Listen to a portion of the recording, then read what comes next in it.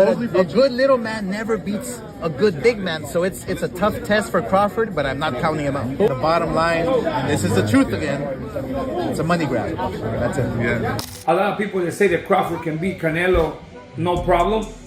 I mean, I respect that, but I just think they're stupid.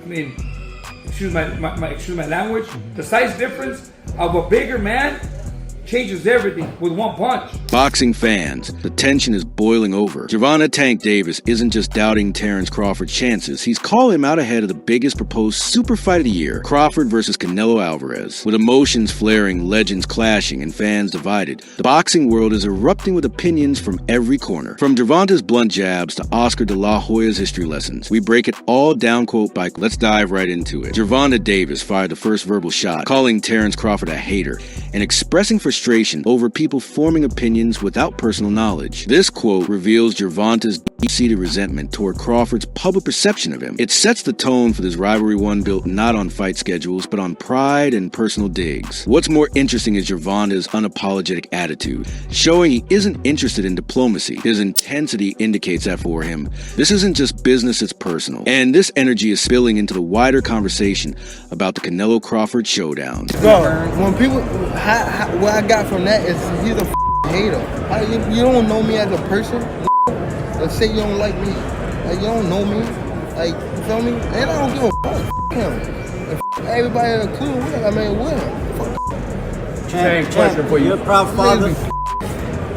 Davis followed up with a stinging accusation that Crawford's decision to fight Canelo is driven not by legacy, but by money. It's a double-edged insult, one that implies Crawford is broke and chasing paychecks, and another that questions his confidence. By stating Crawford thinks he had a chance to win, Davis implies that even Crawford isn't sure of his chances. In a sport where confidence is currency, Davis is devaluing Crawford's brand. This quote shifts the conversation from tactics to intentions, putting Crawford under a harsh spotlight. Is that where we stand right now with Canelo Crawford? Yeah. Is that where we stand with Canelo Crawford? Because you're saying just because both are great, everybody wants to face each other. So is that where we're at right now with Canelo Crawford?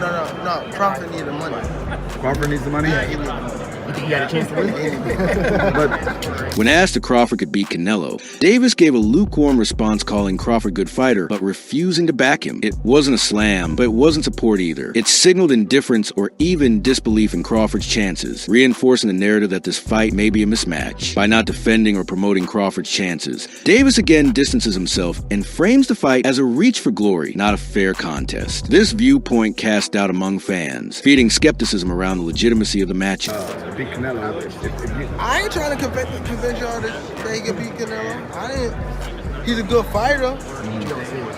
But Terence Crawford didn't stay quiet. He clapped back, calling out the hypocrisy in Davis's remarks. Crawford pointed out the obvious: boxing is a business, and everyone fights for money. His reply was emotional and defensive, highlighting how the criticism clearly struck a nerve. This moment shows Crawford trying to reframe the money talk as normal behavior, not desperation. It was a smart rebuttal, but also revealed that the jab from Gervonta landed harder than Crawford wanted to admit. Gervonta Davis say you need the money. Shit. What's going on with you and Gervonta?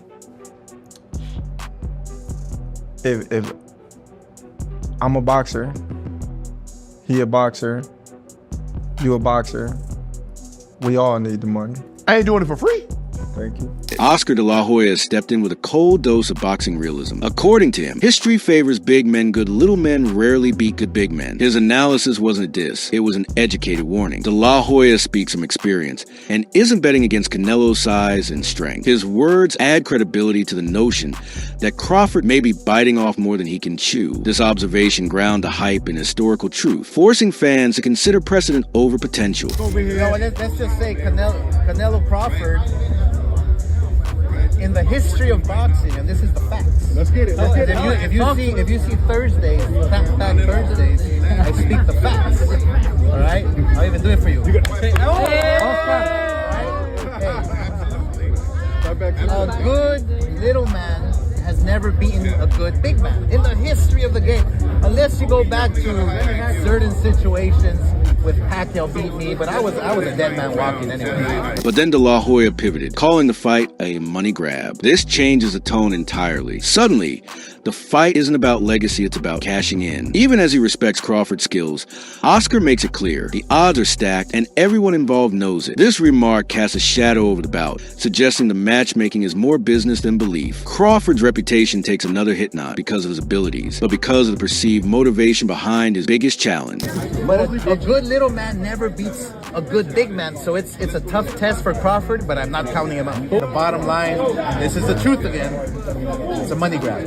That's it. Yeah. Danny Garcia offered a more balanced take. He acknowledged the size gap, but also praised the fight's stylistic intrigue. Garcia respects both fighters and understands why the bout is happening. It's a major payday with elite-level skills on display. While he admits Canelo is a tough customer at 168, he doesn't completely count Crawford out. His quote adds nuance. It's not just a size mismatch, but also a clash of technical mastery. Garcia's view invites fans to enjoy the spectacle for what it is. You know, at the end of the day, they're two great pound-for-pound fighters, and if they feel like, you know, it makes sense and they want to fight each other, stylistically, it's a great fight.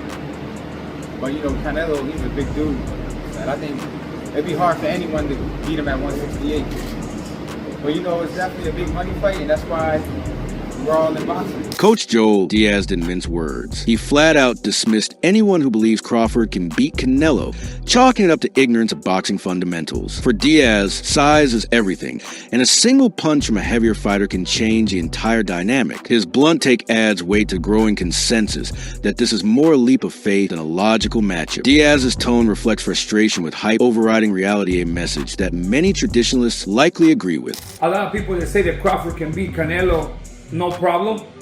I mean, I respect that, but I just think they're stupid. I mean, excuse my language. The size difference of a bigger man changes everything with one punch. Diaz went further, analyzing Crawford's weight trajectory. He compared Crawford's jump from 147 to 168 as simply too drastic. Crawford's fight history, according to Diaz, doesn't justify him walking into a super middleweight bout with the likes of Canelo. The argument is that skill doesn't translate across such a massive physical divide. Diaz presents a sobering reminder. Boxing isn't just about talent. It's also about how that talent scales. And by this logic, Crawford may be overreaching dangerously. And I can see the same thing. I mean, you saw Canelo Alvarez fighting Amir Khan. Now, look at this. Terence Crawford moved from 47 to 54 to fight Madrimov. What did he do to Madrimov? Nothing. Okay, Madrimov was a 54-pounder. Now, to move up to 168, that's 2 more divisions. Finally, Diaz dropped the knockout argument literally. He pointed out how Canelo withstood shots from feared punchers like Gennady Golovkin while questioning if Crawford could take the same punishment. That comparison paints a frightening picture. If Canelo can eat bombs from the hardest hitters, how can Crawford hope to keep up in a division he's never tested? Diaz positions Crawford as fragile by comparison, suggesting this bout could end in brutal fashion if it goes downhill fast. It's a serious warning to fans expecting a close fight. Canelo Alvarez will take any punch from Crawford, but I don't think Crawford will take any punches from Canelo. Remember, Canelo got hit by Triple G, the heaviest hitter in that division. And Canelo took those shots like a champ. I don't think Crawford has anything to beat Canelo. Edgar Berlanga, though a close friend of Crawford, took a diplomatic route. He acknowledged that anything can happen in boxing and hailed Crawford as a legend, but his tone shifted when he brought up weight. Berlanga made it clear that Canelo's size is a major factor, even as he admired Crawford's greatness. His expert opinion leaned toward the idea that weight could ultimately define the outcome. This statement captures the internal conflict many fans feel. Admiration for Crawford's skill versus the practical reality of size. It's hope versus muscle. My good friend, my brother, Terence Crawford, wants to fight Canelo. Yeah. Just from your expert opinion, knowing how Canelo fights, what he's like in the ring, I know you haven't been in the ring with Terence, but what do you think of that fight? I truly believe, that, anything can happen in boxing, you know what I'm saying? And Terence Crawford is a legend. He's great. He's a great fighter.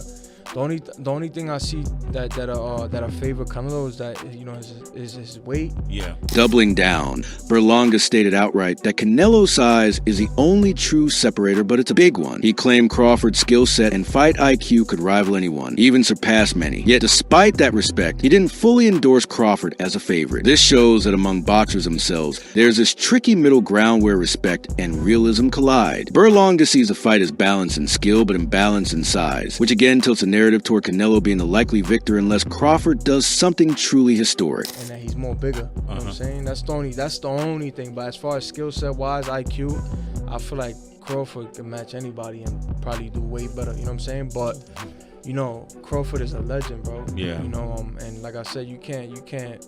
Crawford responded to all the naysayers with critique of the public mindset. He expressed frustration with how people echo popular opinions without thinking for themselves, essentially blaming social media for amplifying doubt. He also acknowledged that Canelo is a bigger guy and admitted that 168 is even a heavy class for Canelo himself. This rare moment of honesty from Crawford shows both confidence and caution. He's not blind to the world, and no, he's not delusional. He's just brave enough to try. I just think a lot of people is adopting other people's thoughts. Okay, the group think. Yeah, okay. You know, a lot of people not thinking for themselves. They just, you can say that about a lot in today's day and age. You know, they hear something on social media and then they just run with it. Like, man, trust me, I know. Yeah. I've been known. Canelo's a bigger guy. I've seen Canelo in person. Yeah. Even for him, 168 is a big weight class. Facts. And he's always the smallest person in his division. Timothy Bradley, ever the tactician, voiced a personal fear not just as a former fighter, but as someone who deeply respects Crawford. He acknowledged that Crawford won't back down from Canelo, and that very bravery is what scares him. Bradley's concern is layered. It's not just about losing, it's about Crawford walking into something too dangerous. He implies that heart may override logic here, and that Crawford's warrior mentality might push him to take unnecessary risks in a fight that rewards calculation over courage. A little bit of me moving forward. That's what scares me about the Canelo fight, to be honest with you. Because he ain't gonna back down. He ain't gonna back down. No. He's not gonna back down. And he's tough, and that's what scares me. Bradley's fear continues in his follow-up. He warns that Crawford shouldn't trade punches, with Canelo labeling it a death sentence. Canelo has lived at 168 for years. He's acclimated, comfortable, and devastating. Crawford, in contrast, is entering foreign territory. Bradley's quote is like an older brother giving advice: don't let your pride get you hurt. His comments reveal the delicate line Crawford must walk, aggressive enough to win, but smart enough not to brawl. It's a warning that adds tension to how Crawford must approach this war. About that fight, you don't need to be trading with that bull. Like, I know you're strong, but that dude is naturally strong, and he's been in this weight class for a very long time. So he's acclimated. You're not. You don't need to be trading with this guy at all, regardless. Looking at all these perspectives, it becomes clear that this fight is more than just size or skill. It's a high-stakes game of strategy and control. Gervonta Davis tried to undermine Crawford's intentions. De La Hoya and Diaz emphasized physical disparity, and even friends like Berlanga cast out. Yet Crawford's confidence remains unshaken. The challenge is whether he can execute a style that neutralizes size without getting dragged into a firefight. That question Kim Brilliance beat Braun over 12 rounds is what makes this matchup unpredictable despite the odds. With all the noise surrounding this fight, who really has the edge? Canelo has experience, size, and power in his corner. Crawford has speed, timing, and momentum from his recent rise in weight. But the question is whether that momentum can carry him another 14 pounds north into Canelo's turf. Crawford believes in himself despite the doubt. The critics, including Tank and Romero, point to physics and history. Ultimately, if Crawford wins, it won't just be a victory, it'll be an all-time upset that defies everything boxing logic suggests. Gervonta Davis's sharp words lit a fire under Terence Crawford's pursuit of greatness. While many in the boxing community doubt Crawford's chances against Canelo, his resilience and refusal to fold under criticism show the mindset of a true champion. This fight isn't just about belts or money, it's about daring to dream in a sport that punishes ambition. Will Crawford's skill be enough to conquer size? Or will Canelo prove, once again, that there are levels and weights for a reason? Only time will tell. But one thing's certain, the world will be watching. If you love raw boxing talk, expert takes, and behind-the-scenes drama, you're in the right place. Hit Hit that subscribe button and turn on notifications so you never miss a jab, a hook, or a hot take. Drop your predictions in the comments. Will Crawford shock the world, or will Canelo show why weight classes exist? Stay locked in the Box Hub, where real fight fans get real fight insight.